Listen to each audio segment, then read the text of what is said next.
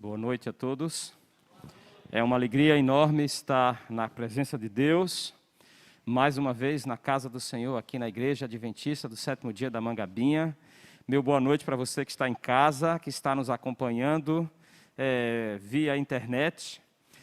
Deus sabe antecipar-se a todos os problemas e fazer face a todas as dificuldades. E antes que os problemas surjam, Deus já cria a solução, né? A solução para a pandemia, Deus tem.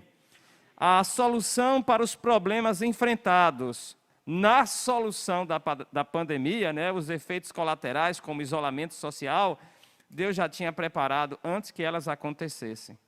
Porque Deus é aquele Deus que chama as coisas à existência. As que não são, Ele as chama e elas passam a existir. Deus se antecipa a cada problema.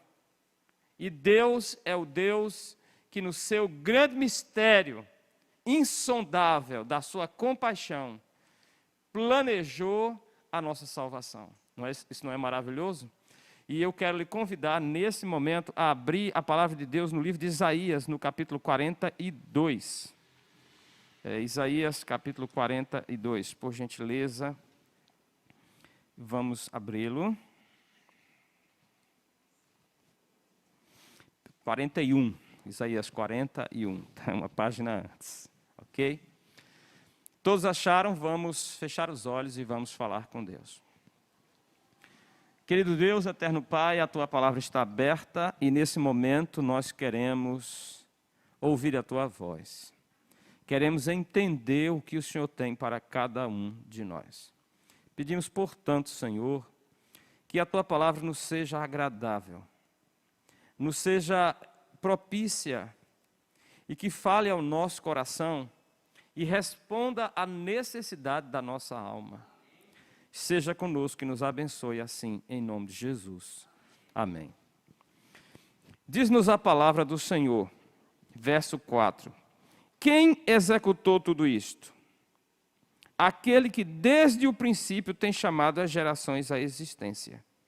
Eu sou o Senhor, o primeiro, e como os últimos, eu mesmo. E no capítulo 42, diz assim, ele diz para nós, versículo 8, eu sou o Senhor, este é o meu nome, a minha glória não darei a outrem, nem a minha honra às imagens de esculturas. Verso 9, eis que as primeiras predições já se cumpriram, e as novas coisas eu vos anuncio. Antes que sucedam, eu vos farei ouvir. Deus tem a capacidade de se antecipar a todos os problemas e a todas as dificuldades. Deus não pode ser emboscado. Deus não pode ser colocado em uma armadilha. Deus não pode ser surpreendido, amigo querido, amiga querida. Deus não pode ser surpreendido. Por quê? Porque Ele conhece todas as coisas. Passado, presente e futuro, para Ele, são um presente contínuo. O que já passou, o que está se passando e o que vai se passar, todas estas coisas estão antecipadas e estão patentes diante de Deus. Ele sabe o fim desde o princípio. Ele sabe os desdobramentos de todos os problemas que nós enfrentamos. Então você pode confiar num Deus assim. Um Deus extraordinário. Um Deus que antes de criar todas as coisas, sabia tudo o que iria acontecer. Detalhe por detalhe, detalhe por detalhe. Ponto por ponto, desdobramento por desdobramento. Mas Ele sabia como resolver cada uma destas situações. Os seres humanos se tornam perplexos diante das dificuldades. Angustiados, preocupados, diante do misterioso, do que está para vir. Mas eu quero falar para vocês nessa noite do mistério sagrado. Esse mistério está registrado nas páginas das Escrituras Sagradas e eu gostaria de te chamar para abrir a palavra de Deus. E começamos com o livro de Efésios, capítulo 3. Efésios, capítulo 3. Aqui Paulo é chamado por Deus para falar de algo encantador. E as palavras que ele se refere a esse chamado, elas são lindas demais. E eu queria chamar a sua atenção para estas palavras. Ele diz assim, a partir do verso 8: a mim, o menor de todos os santos, me foi dada esta graça de pregar aos gentios o evangelho das insondáveis riquezas de Cristo e manifestar qual seja a dispensação do mistério que desde os séculos, oculto em Deus, criou todas as coisas. Paulo disse, eu fui chamado para falar de um mistério que estava oculto em Deus. Então, o plano de Deus, ele é imediato. O plano de Deus, ele não tem início. Não houve um tempo em que Deus não tinha um plano. Não houve. Não houve um tempo em que Deus não sabia o que iria fazer. Não houve um tempo em que Deus não sabia como fazer. E não houve um tempo em que Deus não sabia os problemas que iriam decorrer do que Ele iria fazer. De maneira que Deus, tendo uma visão perfeita, completa, abrangente, absoluta da história, Ele desejava criar você. Ele desejava lhe criar. Ele desejava ter você. Ele desejava que você existisse. Mas Ele sabia os problemas que você tem, as dificuldades que você enfrenta, as lutas que você trava, as quedas que você tem, as angústias que você passa, os medos, as fraquezas, as promessas quebradas, a força do pecado lhe atraindo, tudo isso já estava em Deus, com riqueza absoluta de detalhes, como se tudo isso já tivesse passado e já tivesse deixado de existir.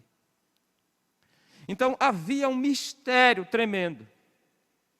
Um mistério tremendo. E que mistério era esse? Era o mistério do amor. Era o mistério da piedade e era o mistério da graça. Deus queria você. Deus fazia questão de você. Deus desejava você.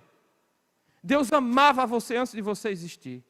Sabendo quem você é, como você é, todo o pacote de problemas que significa a sua existência. E Deus não poderia fugir desse problema por amor a você. Mas Deus tinha consciência do problema. Deus sabia que nós não sabemos escolher. Não sabemos fazer as escolhas certas. E nossa carne, nossa compulsão carnal, nossa natureza pecaminosa, nos chama para o pecado.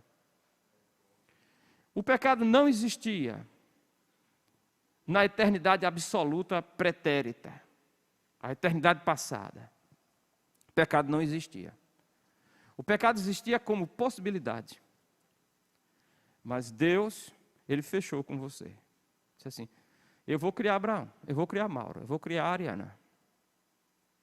Vou criar o Arthurzinho, vou criar o Luiz. Vou criar o Ícaro. Por quê? Porque eu amo. E se eles pecarem? Então houve um conselho entre o Pai, o Filho e o Espírito Santo. Um conselho eterno. Um conselho eterno. Vamos criar? Vamos. E se o homem pecar? E se os meus seres criados pecarem? Escolherem desobedecer, cruzarem a fronteira misteriosa entre o bem e o mal? Então se levanta alguém muito especial.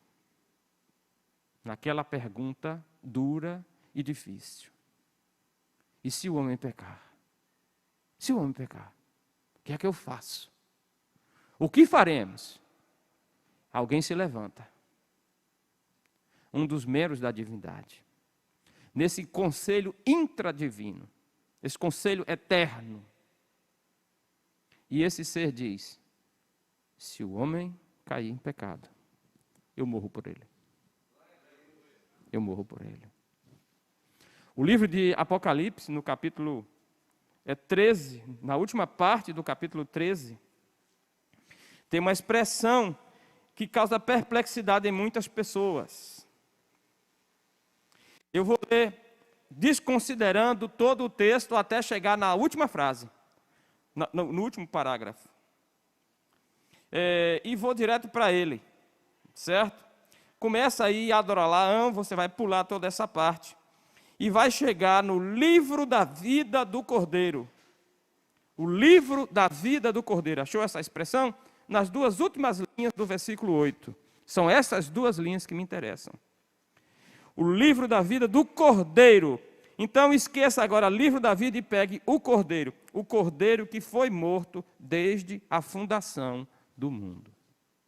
O Cordeiro foi morto desde a fundação do mundo. Isso coloca a redenção antes da história. Isso coloca a cruz antes da história. É verdade que a história tem o ponto fixo quando a cruz foi levantada, quando a cruz foi erguida. Ano 31, primavera do ano 31. No meio do ano 31. Na festa da Páscoa. Quando o cordeiro pascual era imolado, na tardinha, no entardecer, na hora nona, Jesus morreu na cruz. Esse é o fato histórico, padeceu sob os poderes de Pôncio Pilatos. Esse é o fato histórico, a cruz, ano 31. Mas, a cruz não foi um improviso, não foi um plano B. Deus já tinha fechado com você. Deus já tinha fechado a seu favor, Deus já tinha provisionado. Essa é uma expressão que vem de onde? Vem da contabilidade, né, Roberto? Contabilidade. Deus já tinha provisionado. A graça se antecipa à própria existência do pecado. Por quê? Porque a graça é eterna. A graça é eterna. Antes do pecado existir, já havia a graça. Antes do mal acontecer, já havia o antídoto. Antes do veneno nascer, já havia o antídoto. Antes de haver a doença, já havia o remédio. As nações estão lutando, os laboratórios estão lutando para encontrar a vacina. Né? Estão testando vacinas para ver se elas têm a eficácia necessária, se os efeitos colaterais não são suportáveis, são aceitáveis, né? Se elas têm o poder de imunizar as massas para a gente voltar a andar sem máscara, para a gente poder voltar a apertar a mão, para a gente poder de novo abraçar, para a gente fazer aquela coisa maravilhosa chamada aglomeração, palavra proibida. Está proibida a aglomeração. Gostaria de ver os bancos de minha igreja cheios de adoradores, para todos nós estarmos aqui adorando ao Senhor. Não pode. Não pode. Não pode paciência. Vamos respeitar a lei, né? Vamos respeitar a lei. Mas eu quero dizer para você que não é do grupo de risco, a igreja está aqui. Tem lugar para você aqui. Você poderia estar essa noite aqui. As nações estão lutando para fazer face a um problema. É interessante que o governo dos Estados Unidos é um país muito organizado. O serviço de inteligência norte-americano já tinha a previsão da possibilidade de uma pandemia. E já tinha um plano traçado, um protocolo emergencial para caso uma pandemia surgisse. Na história recente do nosso planeta, é a segunda pandemia, a primeira da história recente, né? A primeira foi no século XX, nos anos de 1917 e 18, a gripe espanhola. E havia o medo de que uma nova pandemia se eclodisse. O ebola foi uma ameaça, que se o ebola se tornasse numa pandemia, ele iria causar um estrago muito maior que o coronavírus. Muito maior. O ebola é devastador. Ele afoga a pessoa no próprio sangue. O ebola. Graças a Deus que criaram um cinturão sanitário ao redor das regiões onde o ser humano teve o contato com o ebola. Mas não conseguiram fazer isso com o Covid-19. Os homens estão em busca de uma vacina. Eles até tinham a previsão da possibilidade e até traçaram protocolos, mas não cumpriram o dever de casa completo. Por quê? Por causa da arrogância. O governo atual americano não considerou essa possibilidade. E até, de certa forma, brincou com a ameaça. Infelizmente, nós temos feito a mesma coisa com o pecado. Brincamos com a ameaça do pecado. Transigimos com ele, testamos os seus limites. Quão ruim ele seja, quão ruim ele é. Pagamos para ver. E quando os problemas chegam, e agora misericórdia, o que é que eu faço? Deus já tinha se antecipado ao pecado. Então havia o conselho de paz. No livro de Hebreus, no capítulo 13, no verso 20, diz assim, ora, Hebreus 13, 20, ora, o Deus de paz, que pelo sangue do concerto eterno, tornou a trazer dentre os mortos a Jesus, nosso Senhor, o grande pastor das ovelhas, pelo sangue da eterna aliança. O sangue da eterna aliança. Essa aliança, ela é eterna. Ela é eterna em futuro. É uma aliança que Deus nunca romperá com a humanidade. Todos que aceitarem o seu plano de salvação serão salvos. E os efeitos dessa aliança também são eternos. O livro de Naum, no capítulo 1, no verso 19, diz, no verso 9 diz, não se levantará por duas vezes a angústia. O pecado não será mais uma pandemia. O pecado não será mais uma epidemia. O pecado não será mais uma doença. Nem de um, nem de vários, nem de todos. Deus está trabalhando com o problema do pecado. A aliança é eterna nas suas consequências, mas ela também é eterna na sua origem. Porque ela está permanentemente no coração de Deus, desde que Deus é Deus.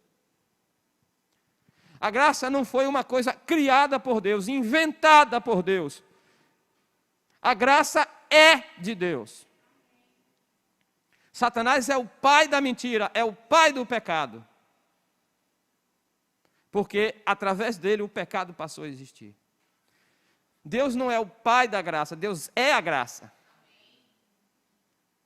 Deus não é o pai do amor, Deus é o amor. Nunca houve um tempo em que a graça não existisse. Isso é preciso ser muito bem colocado. Porque Deus provisionou para mim e para você. Um certo pai tinha um filho. Ele era bastante desobediente. Bastante desobediente. Esse filho, ele vivia, era o good life, né, como chamava um professor meu, vida boa. Gostava do vidão. E como o pai era rico, então ele tinha direito às benesses das posses do pai. E o pai via ele gastando prodigamente o que para o pai custou muito esforço para conseguir. Agora ele tinha suficiente, tinha mais do que precisava, e o filho não valorizava tudo o que o pai fazia por ele. Vivia a dar festas, a se juntar aos amigos de festa. Os amigos de festa não são amigos, né? Estão, enquanto está tocando, enquanto tem música, enquanto tem comida, enquanto tem bebida, né? Eles estão ali. Acabou tudo, eles vão embora. E o pai disse para ele, filho, você vai gastar tudo. Um dia eu vou morrer. Eu sei ganhar dinheiro, mas você não sabe. Eu sei lidar com o dinheiro, mas você não sabe. Eu sei lidar com a riqueza, mas você é deslumbrado com ela. Você vai gastar prodigamente tudo que eu construí. Vai destruir tudo que eu construí. Que é isso, meu pai? Que nada, o senhor é muito preocupado, o senhor é muito cabeça quente, esfria a cabeça. Vamos curtir, meu pai. Seu problema é que o senhor só sabe trabalhar. O pai chamou ele para o celeiro da fazenda e disse, está vendo aqui esse celeiro que eu construí? Está vendo todas essas coisas que eu armazeno aqui, todos esses bens? Bom, aqui está essa forca que eu construí. O filho arregalou os olhos. história é essa? Uma forca? Ele disse, exatamente. Quando você gastar tudo e não tiver mais nada, e só restar esta fazenda, e os cobradores, os fiadores, os credores baterem à porta e vierem para tomá-la, você faça o seguinte: depois de cumprir a minha profecia de destruir tudo, e não lhe restar mais nada, suba esses degraus, amarre a corda no pescoço e se precipite e acabe com a sua vida, porque você já terá acabado tudo que eu lhe dei. O filho achou que aquilo era um absurdo. Meu pai é muito estressado. E continuou vivendo. O pai envelheceu, adoeceu e morreu. E ele herdou todas as coisas. Agora é que ele gastou. Agora é que ele gastou sem conta. E foi torrando, e foi propriedade, foi comércio. Até o dia em que ele já tinha gastado tanto que o penhor da fazenda precisava ser executado. A penhora da fazenda precisava ser executada. E os credores vieram com a documentação e com a ação judicial para tomar a fazenda. Não lhe restaria mais um centavo. Um centavo. E aquele rapaz se lembrou do pai e disse: meu pai estava certo. Eu não dei razão a meu pai. Eu não cuidei do que eu ganhei. Usou mal a liberdade. Usou mal os bens que Deus lhe deu. Os dons que o seu pai tinha lhe dado. Então, triste, choroso, lembrando do pai, amargurado, decepcionado, humilhado, arrasado, vencido e destruído, aquele rapaz se lembrou do celeiro. Se lembrou da velha forca que o pai tinha lhe mostrado em vida. E ele parou ali, era como se as palavras do pai soassem para ele. Você acabou tudo, então seja homem para cumprir a última coisa que lhe resta. Suba, põe a corda no pescoço e se atire. E ele, amargurado, triste, resolveu fazer isso. Choroso, ele botou a corda no pescoço. Tremia, suava, frio. E então ele se precipitou, fechou os olhos e se precipitou. E quando ele se precipitou, aquela forca, a madeira que fazia a sustentação da forca, era oca. E partiu. E ele foi arremessado ao chão com a corda e um pedaço da madeira sobre ele. E quando a madeira se partiu, vários diamantes preciosos que estavam guardados dentro daquela forca caíram sobre ele.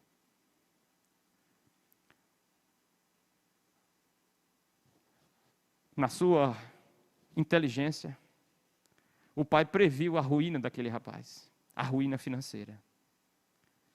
E o pai acumulou, guardou bem escondido uma pequena fortuna para redimi-lo da sua desgraça. Deus previu que a humanidade pecaria.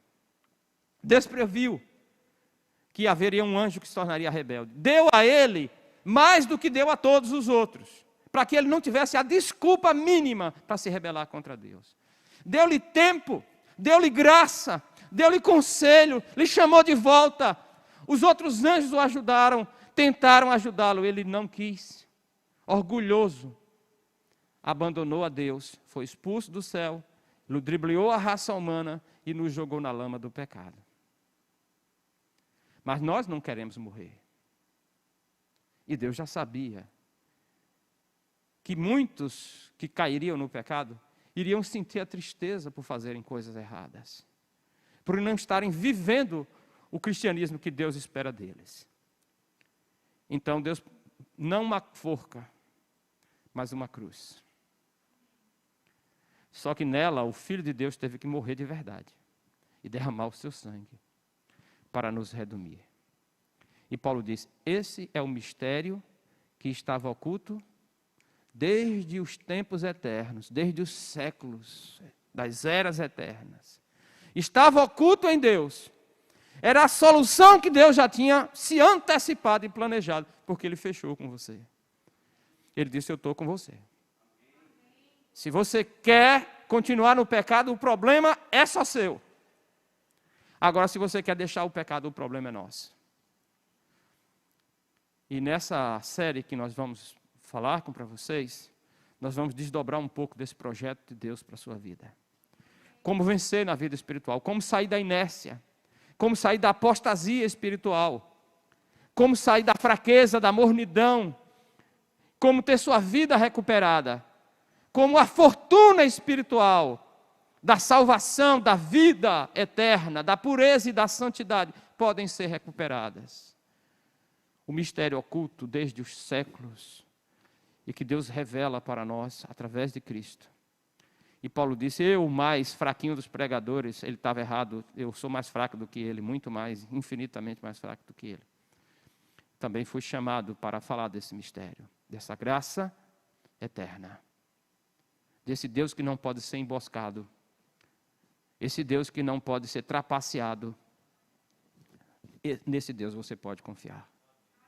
Ele sabe tudo que você é, tudo que você passa, tudo que você não deveria ser e é, tudo que você deveria ser e não é. E Ele tem jeito para você. Você aceita o jeito de Deus? Eu te convido a se colocar de pé nesse momento, para orarmos ao Senhor. E pedirmos a Ele que nos abençoe. E que mude e transforme a nossa vida. Ó Deus querido e amado, a Tua palavra nos traz o entendimento de que o Senhor é pródigo em amor. Tem uma visão absoluta, completa, detalhada de tudo que pode e deve acontecer. E o Senhor se preparou. Os protocolos foram firmados no concerto eterno. Firmado na reunião intradivina Pai, Filho e Espírito Santo. E o Senhor disse, meu filho pode nascer. Meu filho pode viver. Vai aprender. Muita coisa vai aprender errado. Muitos maus hábitos ele vai adquirir. Muitos maus hábitos ela vai adquirir. Vai ter um amor pelas coisas do mundo. Que se torna opositor ao amor a mim. Que o puxa para o mal. Mas eu tenho jeito. Eu tenho recurso. Eu tenho remédio. Eu tenho solução. Eu posso. E nós confiamos em Ti, o Deus que pode. E entregamos em Tuas mãos as nossas vidas. Desejoso que o Senhor faça em nós. Opere em nós. Tudo aquilo que o Senhor proveu. Provisionou, planejou e nos ofereceu através de Cristo Jesus. Ajuda-nos a entender o mistério da graça eterna. É o que te rogamos em nome de Jesus. Amém.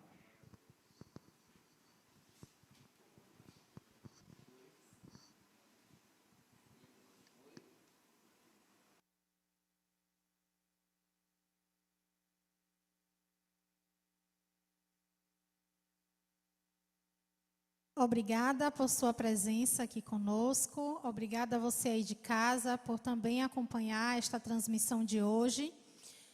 Que bom, né, que você pôde ouvir a voz de Jesus. Que bom que o Senhor falou através do pastor aos nossos corações. Louvado seja Deus, porque Deus falou comigo e eu acredito que falou com cada um de vocês essa noite. Louvado seja Deus, porque essa mensagem ela vai estar gravada lá no canal do YouTube e depois nós podemos lá e rever essa bênção, né? E louvado seja Deus, porque essa mensagem ainda vai continuar na quarta-feira. Às 19h30 nós estaremos aqui mais uma vez, né? Recebendo mais uma porção da bênção de Deus para nossas vidas. Que Deus abençoe a todos, que Deus possa estar guardando, protegendo e livrando cada um do mal, dos perigos, e que quarta-feira, mais uma vez, nós possamos estar aqui juntos, podendo adorar o nosso Redentor, nosso Salvador Jesus Cristo. Amém? E tenhamos uma semana feliz e abençoada na presença do Senhor.